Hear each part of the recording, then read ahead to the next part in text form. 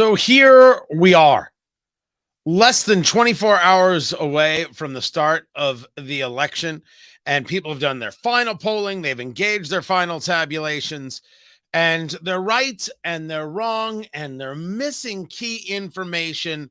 But the truth is, we have a very good idea, a sense of what's going to happen. Can't be 100% sure, but we have this sense of what's going to happen. The pollsters don't.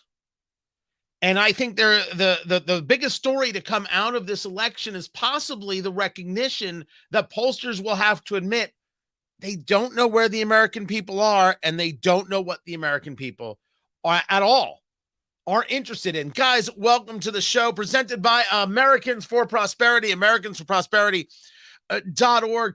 Two pieces of audio to share with you, two videos to share with you, and then just go through some of the basics of the polling going on. Of course, it looks like Republicans are in incredible shape. If you take a look at Larry Sabato over the University of Virginia, Crystal Ball, University of Virginia, I should say, Crystal Ball, he sees the Republicans getting 243 seats, 51 seats in the Senate. And you're like, whoa, that's pretty light. I think he's going conservative too. On the Senate side and on the House side, but maybe only by a couple of seats. I think people forget that for all you want to talk red wave, red tsunami, however people want to describe the thing, this was a much bigger uphill climb for Republicans than it was for Democrats based on those seats that were opening up. It's not all 100. They're on rotation. Every 2 years, you got another 33 seats that are up for grabs. So the seats that were up weren't necessarily ones that were great or easy Republican pickups. And then, of course, you had a summer where all of a sudden people decided that Roe v. Wade was going to be the conversation. It was never going to be the conversation. But man, did the media really, really try to make that a story you were going to care about. They couldn't accept the fact that the overturning of Roe v. Wade meant the states decided, and states deciding doesn't mean that you don't have a choice. This was about people who wanted mandates on you once again, mandates on vaccines, mandates on masks, and now mandates on unfettered abortion up to and including the moment of birth. That's a really ugly position to take. Americans saw it as an ugly position, and it did not fly. Do I think Republicans only get one seat in the Senate? I don't. I think they do a little bit better than that. Do I think that they end up with 243, which is a pickup of what? 30, how many? I don't, it's 30 something. Close. I was talking to Ed Morrissey of hotair.com today. His number was 245. I think 245, 246, 247. And remember, that's not off by much. I just think that Sabato is going very, very conservative in his estimate, because what does it hurt to go conservative in your estimate? You know what I mean? You do better, and you're like, even better than I thought. Isn't that great? And if it's on, you're like, see, conservative is the way to go. It's the betting man's game. But I think this goes to the idea that the pollsters can't get a feel. They cannot get a beat on what's really going on. And let me share with you why. I think this was CNN today. No, MSNBC. Check this out. You've never lived through this before. The pollsters have no idea if they're right. They think they're right, but maybe their sort of assumptions about who's coming out to vote is wrong. Democrats are really excited about the surge of early votes, but we don't know. We know that Republicans vote more on Election Day. We don't know how many of them are coming out. We just don't know. That is right.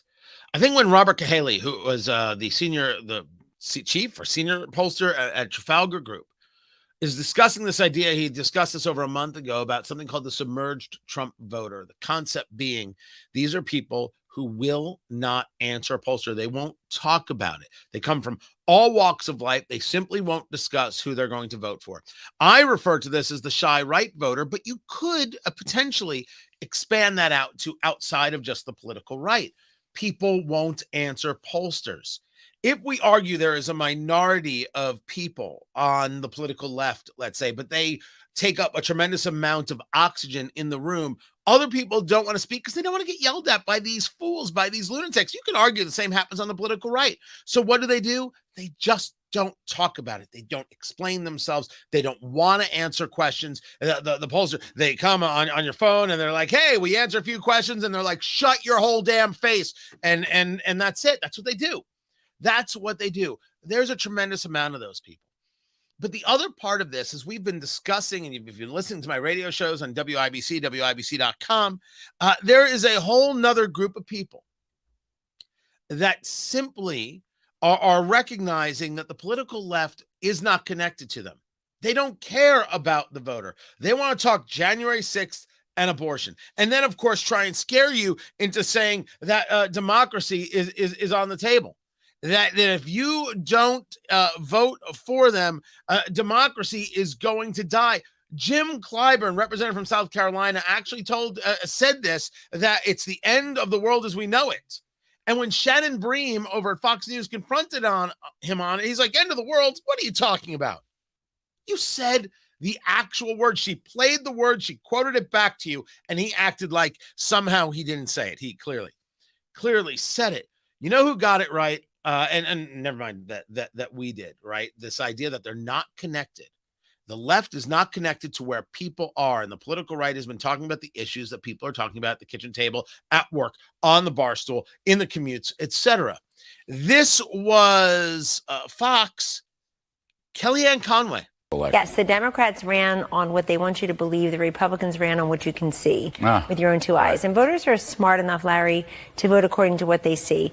It is a decline in everyday wealth, in what your wages are worth, obviously, an increase in crime, a big problem with our education overhang. A lot of parents are still very upset about the declining test scores, about the inability for them to find a better choice for their children. And of course, it's immigration and border security. I mean, 10 years after Romney blew it, and we had that autopsy by the Republican National Committee then under different leadership, that was all nonsense compared to where the immigration issue has gone since. Republicans have been discussing what it is that affects you, and progressives have been discussing what it is they want to affect you. And that difference is the difference in this election.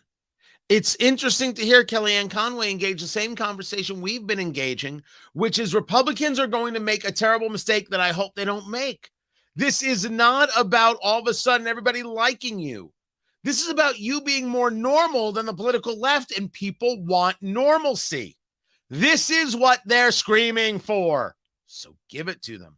Oh, they also want lower prices. They also want lower prices at the pump. They also want the store shelves to be stocked. They also want to make sure their kids are safe. They want crime to go down. These things are all very, very real. You have to be able to deliver. But what they really want is normalcy. They don't want to be talked down to. They don't want to be told what they have to think. They don't want to be told that they're racist if somehow they should ask a question, never mind have a full-on disagreement. Great opportunity for the Republicans here, if the Republicans take it. Now, some of the latest polling may not actually feel settling to the stomach. The generic ballot has Republicans up 2.5. If you want to believe a generic ballot, you are more than welcome to. I don't believe any of that stuff.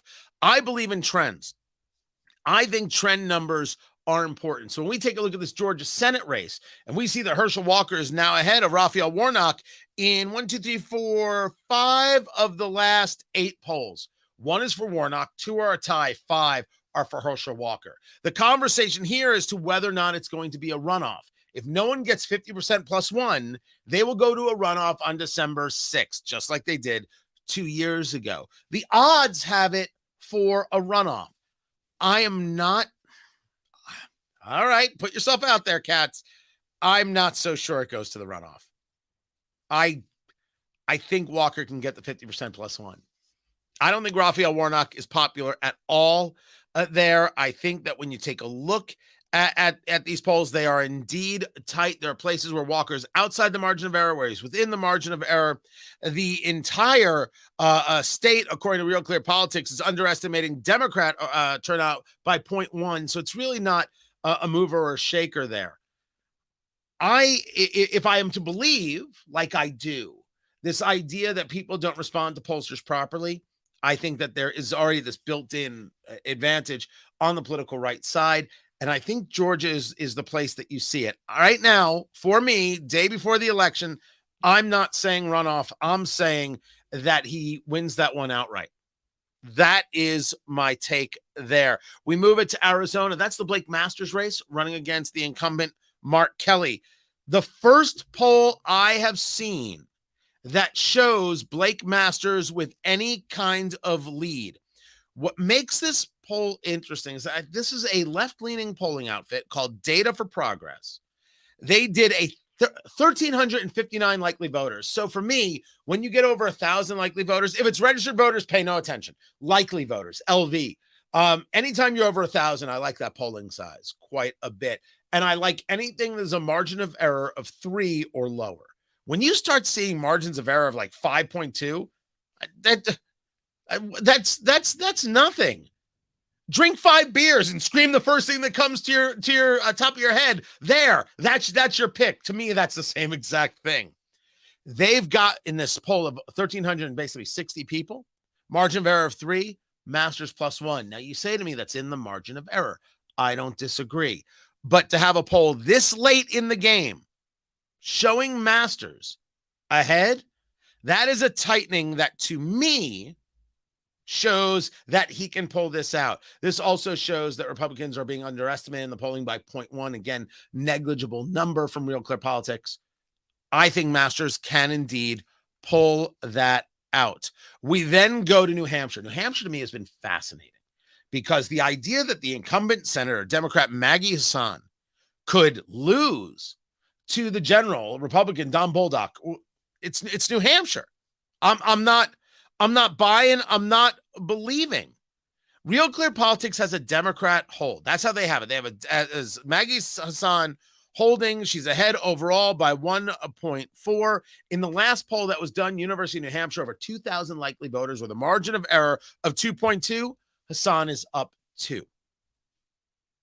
They also say that they're underestimating Republicans by 1.1. I want to call it, but I can't. I want to call it, but I can't. This is a tight one.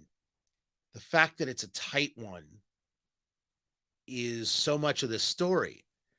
Bolduc beating Hassan could only be beat in terms of its size and scope by Lee Zeldin in the governor's race in New York beating the incumbent governor, Kathy Hochul, which I don't think is going to happen. Oh, allow me to be pleasantly surprised if it does. I'd be overjoyed if it took place. I think the built-in advantages in New York are just too great for Kathy Hochul, and that's a shame for Lee Zeldin because I think he's run an extremely good race from what I've seen on the outside. This New Hampshire race has had Bolduc in the lead before. He's not in the lead right now, but it's small enough to make it interesting.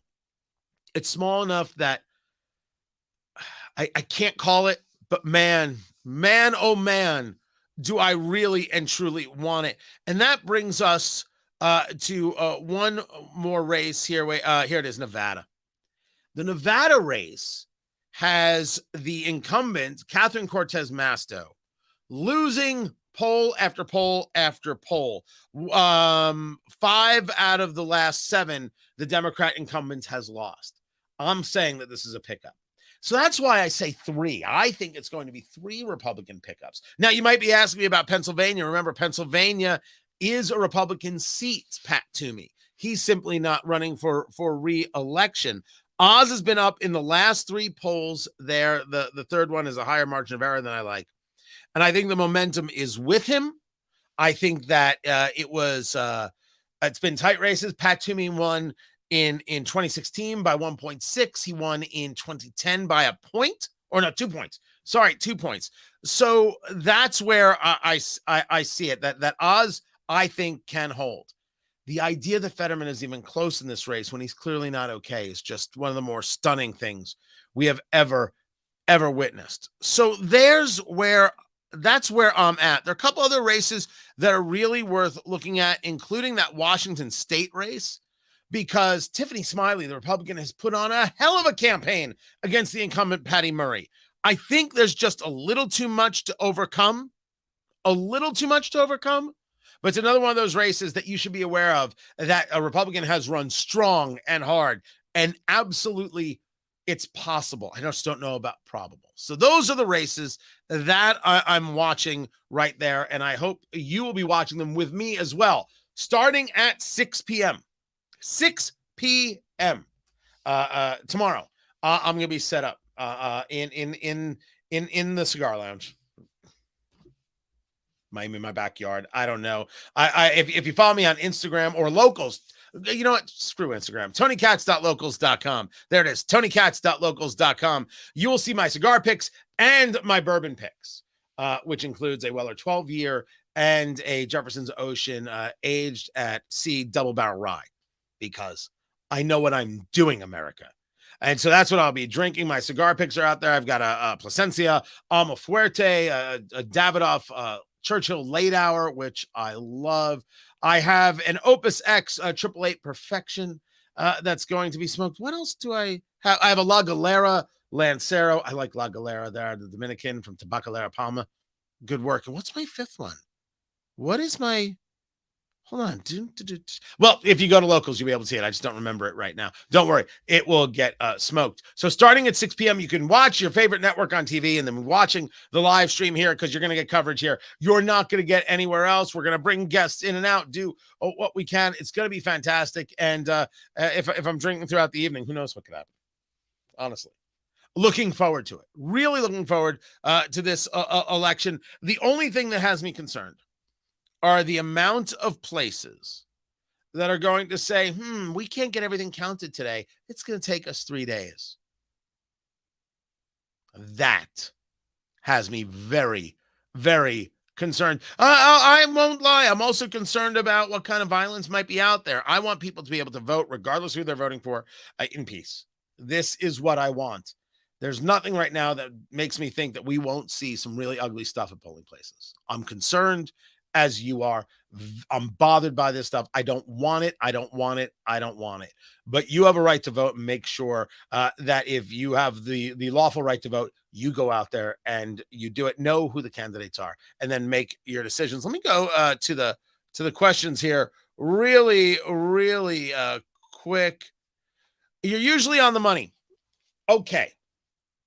Doug, in 2016, when I tell you that I got it right, I think I missed one race. I mean, I got everything right. It was freakish. I have not felt that confident since. I just haven't. And it has something to do with, personally, I am poll shy. I don't think these people have had it right since I got myself burned in 2012. That I got it right in 2016. Maybe I just had a better finger on the pulse. Maybe it was luck. I feel pretty solid in my guesstimations here, my conversations here, but some things do gnaw at me and do bother me. It's a possibility that I'm wrong. I feel pretty good. I feel pretty good. This is Lee, baby. Some Republicans have. Much of the leadership has not. Mitch McConnell is a great example. Look at this cycle as an opportunity to shore up his own position of power in the Senate. Let's start by winning tomorrow. After that, we seriously need to clean our own house. I will see if that takes place, just like you will. It's going to be very, very interesting, because some of these new people who could come in, they're not going to have any interest in voting for Mitch McConnell for leader in the Senate. That much is very, very true. Is it possible, or it's quite possible, people don't want to be identified on their political stance because of ramifications if they lose by the radical far left? Possible that they don't identify, they don't answer a pollster out of fear, which is what you're suggesting here. I don't disagree, Mike. That's possible. I think the stronger possibility is that they don't identify out of just sheer exhaustion. They don't even want to have the conversation. Just leave them alone. Let them vote. That's what they want.